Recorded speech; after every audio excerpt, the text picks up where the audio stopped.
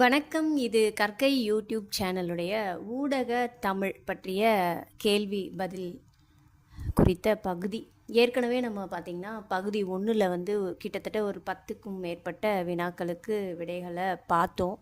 அதே மாதிரி இன்றைக்கும் வந்து இன்றைய பகுதியில் சில வினாக்களுக்குரிய 5 நிமிடத்தில் எவ்வளோ பார்க்க முடியுமோ அவ்வளோ இன்றைய பகுதியிலையும் நம்ம இதழியல் தொடர்பான, பத்திரிகை, ஊடகம் தொடர்பான முக்கியமான வினாக்கள், அடிப்படை வினாக்கள், இது எல்லா தேர்வுகள்லையும் கேட்கப்படுகின்ற வினாக்கள், அதை பற்றி நம்ம வந்து இன்றைய பகுதியில் பார்க்க போகிறோம்.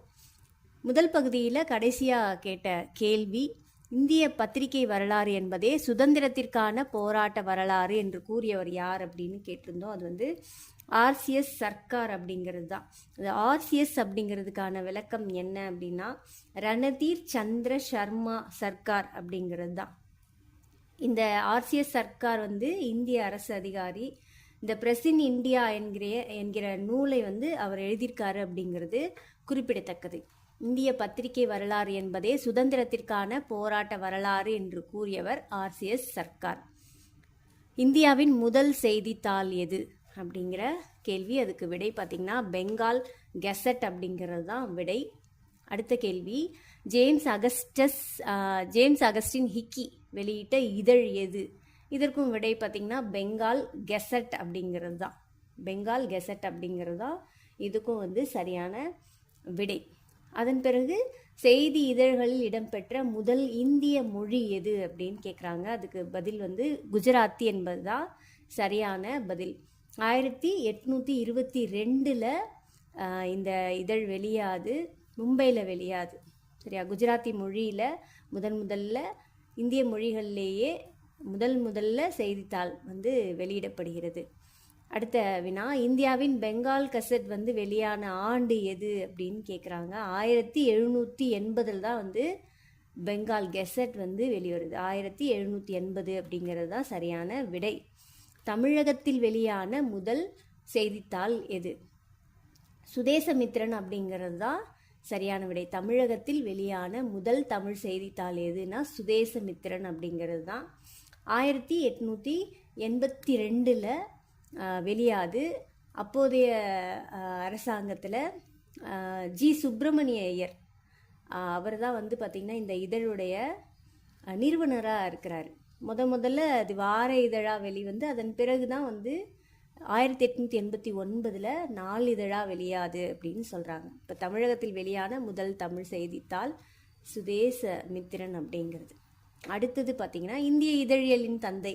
இது அடிக்கடி கேட்கப்படுற அடிப்படை வினா. இதுக்கு விடை வந்து ஜேம்ஸ் அகஸ்டஸ் ஹிக்கி அப்படிங்கிறது.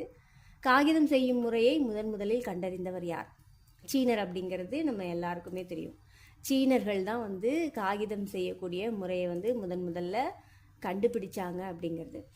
கிட்டத்தட்ட கிமு 2 கிமு 1ஆம் நூற்றாண்டுகள்லேயே வந்து சீனர்கள் வந்து காகிதத்தை வந்து பயன்படுத்துறதுக்கு கண்டுபிடிச்சிட்டாங்க. சீனா வந்து காகித பயன்பாட்டிலையும் காகித கண்டுபிடிப்புலையும் முதலிடம்னா அமெரிக்கா வந்து 2வது இடத்துல இருக்குது. இந்த வரலாற்று கதைகள்லாம் என்ன சொல்கிறாங்க அப்படின்னா, சீனாவில் ஹான் அப்படிங்கிற ஒரு வம்சத்தை சார்ந்த ஒருத்தர் இருக்கிறாரு. அவரோட பேர் வந்து சாய்லூன். இவர் தான் வந்து இந்த காகித பயன்பாட்டையே கண்டுபிடிச்சாரு அப்படிங்கிற மாதிரியான கதைகள்லாம் இருக்குது. நம்ம எப்படி தமிழ்நாட்டில் கதைகள்லாம் இருக்கோ அதே போல் நிறைய கதைகள் அவர் தான் கண்டுபிடிச்சாரு அப்படிங்கிறது மாதிரியான கதைகள் இருக்குது. முதல்ல அச்சுப்பொறிகளை கண்டுபிடித்தவர் யார் அப்படின்னா ஜான் கூட்டன்பர்க். இவர் தான் வந்து முதல்ல அச்சு பொறிகளை, அச்சு எந்திரத்தை வந்து கண்டுபிடித்தவர் ஜான் கூட்டன்பர்க். இவர் தான் அச்சுப்பொறியின் தந்தை அப்படின்னும் சொல்லப்படுறாரு. 1440 அசையும் மற்றும் அசையா வகை அச்சுக்களை வந்து அவர் வந்து கண்டுபிடிச்சதா சொல்கிறாங்க. தமிழகத்தில் தரங்கம்பாடியில் முதல்ல அச்சகம் தொடங்கப்பட்ட ஆண்டு. தமிழகத்தில் தரங்கம்பாடியில் முதல்ல அச்சகம் தொடங்கப்பட்ட ஆண்டு 1712. உலக அளவில் இதழியலின் தந்தை என்று அழைக்கப்படுபவர் ஜோசப் புலிட்கர். நம்ம ஏற்கனவே பார்த்தது எதுன்னா அது வந்து இந்திய அளவில் வந்து ஜேம்ஸ் அகஸ்டஸ் ஹிக்கி. உலக அளவில் வந்து ஜோசப் புலிட்கர் அப்படிங்கிறவர் இதழியலின் தந்தை என்று அழைக்கப்படுகிறார். இந்திய மறுமலர்ச்சியின் விடிவெள்ளி என்று அழைக்கப்படுபவர் யார்? ராஜாராம் மோகன் ராய். இந்திய விடிவெள்ளியின் தந்தை என்று இந்திய மறுமலர்ச்சியின் விடிவெள்ளி என்று அழைக்கப்படுபவர் ராஜாராம் மோகன் ராய். தாய்மொழி பத்திரிகை சட்டத்தை கொண்டு வந்தவர் லிட்டன் பிரபு. தாய்மொழி பத்திரிகை சட்டத்தை கொண்டு வந்தவர் யார் அப்படின்னா லிட்டன் பிரபு அப்படிங்கிறது தான் இதுக்கான சரியான விடை. தாய்மொழி பத்திரிகை சட்டத்தை கொண்டு வந்தவர் லிட்டன் பிரபு. இந்த லிட்டன் பிரபு வந்து 1878 இந்தியாவுடைய வைஸ்யராயா இருந்தப்போ இந்த திட்டத்தை, இந்த சட்டத்தை, பத்திரிகை சட்டத்தை வந்து கொண்டு வந்திருக்காரு அப்படின்னு சொல்கிறாங்க. இதனுடைய நோக்கம் என்ன அப்படின்னா, இந்தியாவில் வந்து செய்தித்தாள்களை கட்டுப்படுத்துறதுக்கும் அந்த செய்திகளின் தரத்தை வந்து தணிக்கை செய்கிறதுக்கும் இந்த சட்டத்தை வந்து லிட்டன் பிரபு இயற்றினதாக சொல்கிறாங்க. அதன் பிறகு ஆப்பு வடிவ எழுத்துக்களை அச்சேற்றும் முறையை தெரிந்தவர் யார் அப்படிங்கிறது தான். ஆப்பு வடிவ எழுத்துக்களை அச்சேற்றும் முறையை தெரிந்தவர்கள் யார் அப்படின்னா இந்தியர், சுமேரியர், அரேபியர், டச்சுக்காரர். இதில் விடை பார்த்தீங்கன்னா சுமேரியர்கள். இந்த சுமேரியர்கள் பார்த்தீங்கன்னா களிமண் தகடுகளில் ஸ்டைலஸ் அப்படிங்கிற ஒரு வகையான புற்களை வைத்து எழுதினாங்களாம். இதனுடைய வடிவங்களை வைத்து அந்த அச்சுக்கு பேர் வந்து ஆப்பு எழுத்து அப்படின்னு அழைச்சிருக்காங்க. அந்த ஆப்பு வடிவ எழுத்துக்களை அச்சேற்று முறையை தெரிந்தவர்கள் சுமேரியர்கள் அப்படிங்கிறது விடை. சென்னையில் வெளியான முதல் செய்தித்தாள் என்ற பெருமை பெற்ற நாளிதழ் எது? மெட்ராஸ் மெயில். சென்னையில் வெளியான முதல் செய்தித்தாள் என்ற பெருமை பெற்ற நாளிதழ் எது? மெட்ராஸ் மெயில். வந்து இந்திய அளவில் எந்த இதழ் வெளியாச்சு, அதே போல் தமிழ்நாட்டு அளவில் எந்த இதழ் வெளியாச்சு, தமிழ்நாட்டுக்குள்ளே சென்னையில் எந்த இதழ் வெளியாச்சு அப்படிங்கிற வித்தியாசங்களை வந்து நம்ம வந்து ஞாபகம் வச்சுக்கணும். சரியா?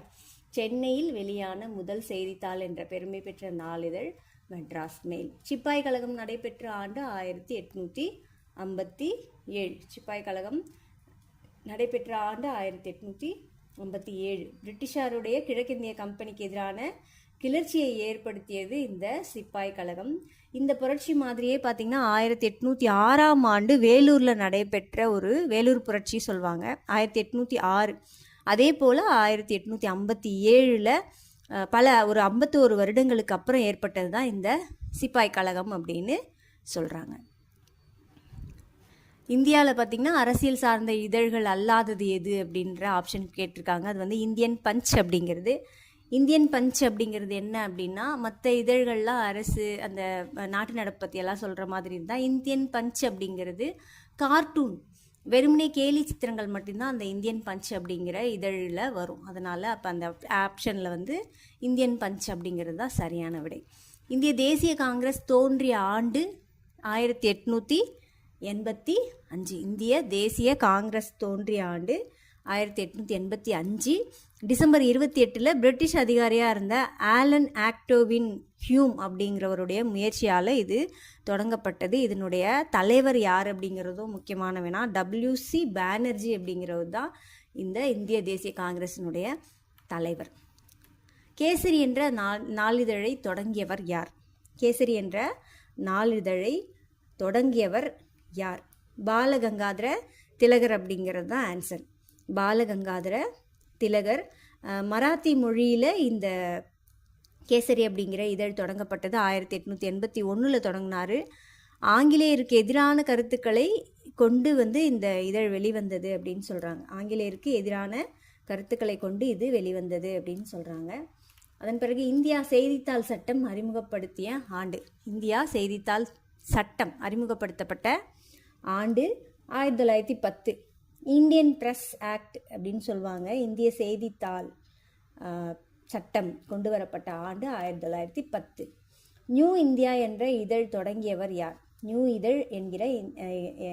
இந்தியா என்கிற இதழை தொடங்கியவர் அன்னி பெசன்ட் அம்மையார். ஹோம் ரூல் இயக்கத்தினுடைய செயல்பாடுகள், இந்த ஹோம் ரூலை வந்து தொடங்கினவர் அன்னி பெசன்ட் அம்மையார் இல்லையா?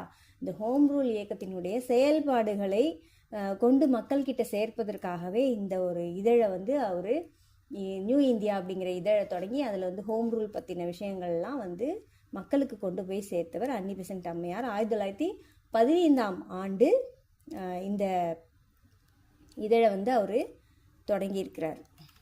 அப்புறம் வந்து அடுத்த வினா, இந்திய ஒப்பீனியன் என்ற இதழின் ஆசிரியர் யார்னா காந்தி. 1903 இதை தென்னாப்பிரிக்காவில் வந்து அவர் வந்து தொடங்குறார். 1903 தென்னாப்பிரிக்காவில் இந்த இதழை தொடங்குறாரு. இந்த மாதிரி இன்னும் நிறைய வினாக்கள் இருக்குது. பல பகுதிகளாக இதழியல் தொடர்பாக மட்டுமே, இதழியல், ஊடகம், செய்தித்தாள், வானொலி, இது தொடர்பான அனைத்து வினாக்களும் உங்களுக்கு பகுதியாக அடுத்தடுத்த காணொளிகளிலும் வந்து சேரும். கற்கை யூடியூப் சேனலை தவறாமல் பாருங்கள், பயன்பெறுங்க. நன்றி.